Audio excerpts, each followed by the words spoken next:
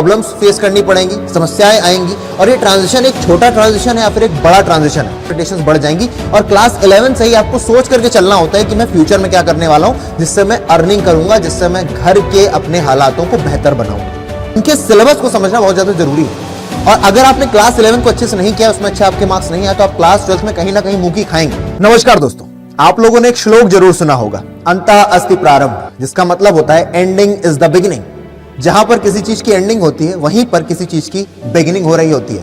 तो आप सभी लोग अपने क्लास 10 को कंप्लीट करके अब क्लास 11 में कदम रख रहे हैं और आप जानना चाहते हैं कि क्या आपकी स्ट्रेटजी होनी चाहिए जो आपको क्लास 11 में अच्छे मार्क्स तो दिलाए और आपका क्लास 12 के लिए जो बेस है उसको भी मजबूत कर दे। इस सेशन को लेने से पहले मैंने जितने भी टॉपर्स थे जिन्हें मैं जानता था 98, 97, 96% वाले, उन सभी से बात की और उनके मार्गदर्शन, उनके इनपुट्स के हिसाब से और जो मैंने कुछ टीचर से बात की उसके हिसाब से साइकोलॉजिकली जो मैंने लास्ट में आउटपुट निकाला है वो मैं आपके सामने रखने जा रहा हूं। तो ये वीडियो ज्यादा लेंथी नहीं होगा, आप इसे लास्ट तक जरूर देखिएगा क्योंकि this is going to be a very fruitful session for you all.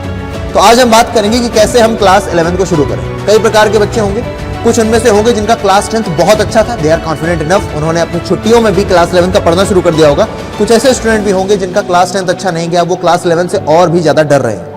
तो अभी बहुत सारे सवाल हमारे सामने आएंगे कि जब हम क्लास 10 से क्लास 11 में जाते हैं, जो ट्रांजिशन है 10th to 11th का, इसके बीच का जो ट्रांजिशन है वो ट्रांजिशन पीरियड कैसा रहने वाला है। वो सुखद है, उसमें प्रॉब्लम्स फेस करनी पड़ेंगी, समस्याएं आएंगी और ये ट्रांजिशन एक छोटा ट्रांजिशन है या फिर एक बड़ा ट्रांजिशन है। यानी कि क्लास 10th में जो हमारा स्टडी पैटर्न था, जिस तरीके से हम पढ़ लिया करते थे, क्या वही सारे तौर तरीके क्लास 11 में काम आएंगे?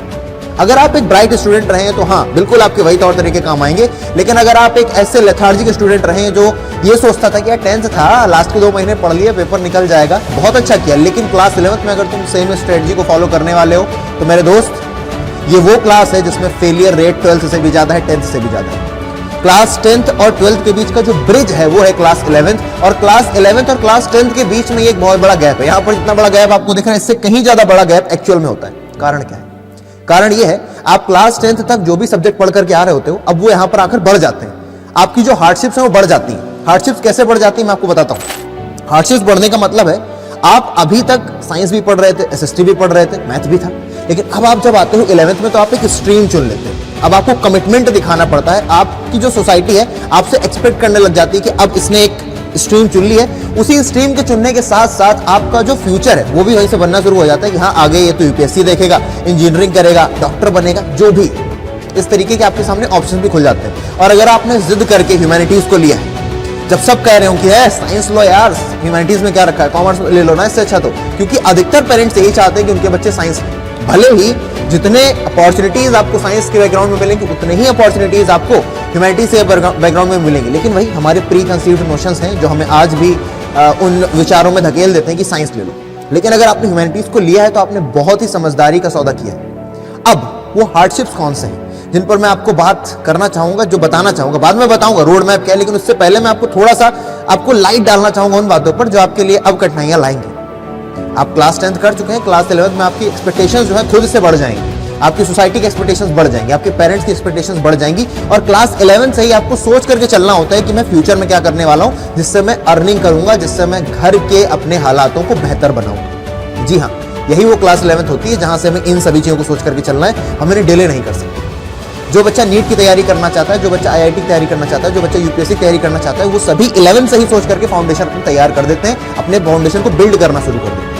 और कौन सी हार्डशिप्स आती है? हार्डशिप्स ये भी आती हैं कि आपने अगर साइंस ना लेकर ह्यूमैनिटीज को लिया तो बहुत सारे लोग आपको डिमीन करेंगे, अरे ह्यूमैनिटीज में पढ़ना ही क्या होता है, ह्यूमैनिटीज तो वही लोग लेते हैं, इनको पढ़ना नहीं होता। ऐसी बातें सुननी पड़ेंगी, फिर भी कंसिस्टेंसी के साथ आपको पढ़ना पड़ेगा। ये वो सारी चीजें हैं जो आपके सामने आएंगी। एक और बड़ा क्वेश्चन आपके दिमाग में आएगा कि कोचिंग और ट्यूशन लेना जरूरी है क्या? अब इसका आंसर अलग अलग स्टूडेंट्स के लिए अलग अलग हो सकता है। क्लास 10th में जो बच्चे ब्राइट रहे उन्हें किसी प्रकार की कोचिंग ट्यूशन की आवश्यकता नहीं, वो यूट्यूब के माध्यम से, सेल्फ स्टडी के माध्यम से एनसीईआरटीज को रीड करके आगे बढ़ सकते हैं। लेकिन अगर कोई बच्चा है, मान लो उसे इकोनॉमिक्स अच्छे से नहीं आती या पॉलिटिकल साइंस नहीं आती, तो अगर कोई पर्टिकुलर सब्जेक्ट में प्रॉब्लम है तो उसे या तो यूट्यूब के माध्यम से, किसी पेड कोर्स के माध्यम से या तो किसी ऑफलाइन कोचिंग के माध्यम से उसे अपने आप को बेहतर बनाना पड़ेगा। और मैं आपको एक बात बोल दूं कि आप लोग इंस्टीट्यूशंस पर विश्वास ना करके टीचर्स पर विश्वास करना सीखें। आप देखें कि जिस टीचर से आप पढ़ रहे हैं कि आपको उसकी बात समझ में आ रही है। अगर आपको बात समझ में आ रही है तो हाँ आप बिल्कुल सही जगह हैं, क्योंकि टीचर मैटर करता है बेटा, इंस्टीट्यूशन मैटर नहीं करता है। है ना। आप उस टीचर से अगर कनेक्ट कर पा रहे हैं, उसके पढ़ाने के तरीके से अगर आप कनेक्ट कर पा रहे हैं, तो बिल्कुल आप कोचिंग ट्यूशन जाइए, आपके लिए हेल्पफुल है। और क्या चीज है, अब भैया बेस ऑफ 12th, कई सारे लोग ये समझने में चूक कर जाते हैं कि क्या क्लास 11th और क्लास 12th के बीच में कोई कनेक्शन है, क्या उनके सिलेबस में ड्रास्टिक चेंज है या उनका सिलेबस समहाउ पैरेलल है। तो जब मैंने बहुत सारे टॉपर्स से बात की तो उन्होंने कहा कि इनका जो सिलेबस है वो समहाउ पैरेलल है और इनके सिलेबस को समझना बहुत ज्यादा जरूरी है। और अगर आपने क्लास 11 को अच्छे से नहीं किया, उसमें अच्छे आपके मार्क्स नहीं आए, तो आप क्लास 12 में कहीं ना कहीं मुंह की खाएंगे। अगर आप ह्यूमैनिटीज के स्टूडेंट हैं, आपने पॉलिटिकल साइंस नहीं अच्छे से 11th की पल रखी है, तो आपको 12th में दिक्कत होगी, आपको बहुत सारे कॉन्सेप्ट नहीं आएंगे और आप फिर रटने की तरफ चले जाएंगे। और मैं आपको बता रहा हूं कि आप रट करके मार्क्स तो ला सकते हैं, लेकिन आप रट करके आगे चल के एग्जाम क्वालिफाई नहीं कर पाएंगे। मान लीजिए आपने यूपीएससी का एग्जाम दिया, एसएससी का दिया, किसी का भी सीयूटी का एग्जाम नहीं निकलेगा। अगर आपको एग्जाम बाद में क्वालिफाई करने, एंट्रेंस एग्जाम निकालने, तो आपको समझना पड़ेगा, टाइमलाइन को समझना पड़ेगा, कॉन्सेप्ट को समझना पड़ेगा, उस समय की परिस्थिति को समझना पड़ेगा। और वो सब समझने के लिए आपको एक चाहिए अच्छा ट्यूटर, प्लस आपके अंदर विल पावर, प्लस एनसीईआरटी पढ़नी है। ये सारी बातें तो हमने कर ली कि हाँ, जो 12th का बेस है वो 11th बनाता है, और 11th में अगर आपने अच्छा किया तो 12th में अपने आप आपका मोरल हाई रहेगा। तो अगर तुम्हें ज्यादा मेहनत करनी पड़ जाए 11th और 12th में, तो तुम 11th में ज्यादा अपने आप को फोकस करो, 11th में ज्यादा मेहनत करो, क्योंकि जिसने 11th में मेहनत कर ली, 12th में उसके लिए रास्ते सफल हो जाते हैं, सरल हो जाते हैं। रोड मैप क्या रहेगा, ये भी तो एक सवाल है ना भैया, कि हमारा जो रोड मैप है क्लास 12th के लिए वो क्या रहेगा। तो रोड मैप के बारे में आपके सामने बात करना चाहूंगा कि अगर आपको मैं बताना चाहूं कि आप जब क्लास 12th में जा चुके हैं तो आपका रोड मैप क्या होगा, सॉरी जब आप क्लास 11th में जा चुके हैं तो आप किस तरीके से अपनी पढ़ाई को शुरू करेंगे, आपको कैसे चीजों को डिवाइड करके चलना है। आपके सामने सिलेबस जो आएगा, बेटा सिलेबस को अपना ग्रंथ मान लो। पहली बात आपको अपने सिलेबस को देखना पड़ेगा, क्योंकि जो क्लास 10th का सिलेबस था, अब क्लास 11th का सिलेबस उससे वास्ट हो जाएगा। जब चीजें वास्ट होंगी तो आपको ज्यादा टाइम देना पड़ेगा, ज्यादा टाइम एलोकेट करना पड़ेगा, ज्यादा कंसिस्टेंसी के साथ पढ़ना पड़ेगा, अपने संडेज को भी कर्टेल करना पड़ेगा, सैटरडेज की जो मस्ती थी उसको भी कर्टेल करना पड़ेगा, ताकि आप अच्छे मार्क्स ला सकें, ताकि आप जो आगे बढ़ने वाले लोग हैं, जो सूरज की ओर जाने वाले लोग हैं, जो उगने वाले लोग हैं, उनके साथ तालमेल बना करके चल सके। क्योंकि आप अकेले नहीं होंगे जो इस वीडियो को देख रहे होंगे, या आप अकेले नहीं होंगे जो मेहनत कर रहे होंगे, मेहनत करने वालों की संख्या बहुत ज्यादा होगी और वो सभी लोग मेहनत करेंगे। और एक बात मैं हमेशा बोलता हूं बेटा, कि शुरुआत करना सिर्फ जरूरी नहीं है, उसे अंत तक चलाते रहना, उसे अंत तक जारी रखना जरूरी है। सफल उसे नहीं बोलते जो कभी हारा नहीं, सफल उसे बोलते हैं जो हार कर भी उठा, फिर उठा, फिर उठा, उठता रहा, उठता रहा, उठता रहा, है ना।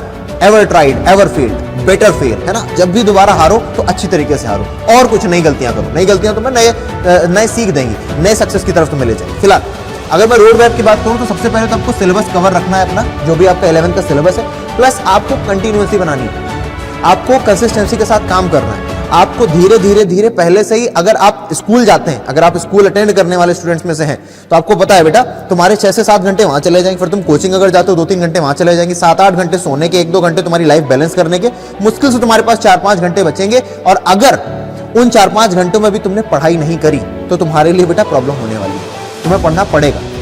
There is no chance, there is no option, अपने पास कोई ऑप्शन नहीं। मिडिल क्लास जो लोग होते हैं ना, हमारे पास ये जो पेन है ना, यही हमारी पावर होती है, और इसी पावर के जरिए हम अपने आप को अपने समाज में बेहतर बना पाते हैं। चलिए, सिलेबस आपको ध्यान रखना है, प्लस आपको कंसिस्टेंसी के साथ काम करना है, प्लस आपको अपने टीचर्स का जो भी नोट्स हैं, जो भी लेक्चर्स हैं, उनको ध्यान से देखना है ना।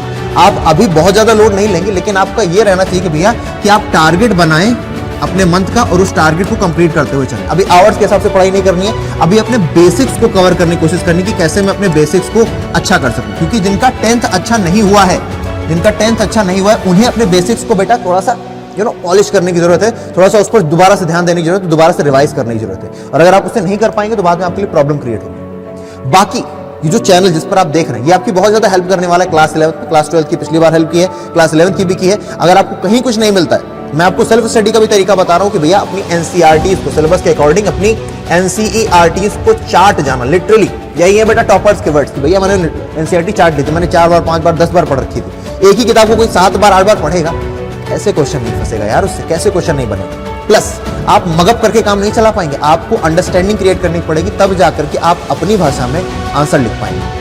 और वो जब आंसर आप अपनी भाषा में लिखेंगे, अपनी अंडरस्टैंडिंग के अकॉर्डिंग लिखेंगे, तो वो एक अच्छा आंसर होगा जो एग्जामिनर को, जो कॉपी चेक कर रहा होगा इन्विजिलेटर को, उसे सेटिस्फाई करेगा और आपको अच्छे मार्क्स देने के लिए मजबूर करेगा। इस बार आपने देखा 2024 में कितने अच्छे रिजल्ट्स आए हमारे, 98, 97, 99%, लगातार कितनी झड़ी लगी हुई बच्चों की, उन्होंने मेहनत की, सही गाइडेंस को फॉलो किया और उनके अच्छे मार्क्स आए। अब हम बात करते हैं बेटा कि एट लास्ट आपने अगर रोड मैप भी फॉलो कर लिया, सब कुछ फॉलो कर लिया, फिर भी आपको अगर मान लीजिए किसी प्रकार की नोट्स की आवश्यकता है ना, कोई दिक्कत आ रही है, समस्या आ रही है, तो अगर कोई डाउट आ रहा है तो ये है मेरी ईमेल आईडी aditya.tiwari@adda247.com, जिसके तहत, जिसके माध्यम से आप मुझसे कांटेक्ट कर सकते हैं, आप मुझसे बात कर सकते हैं।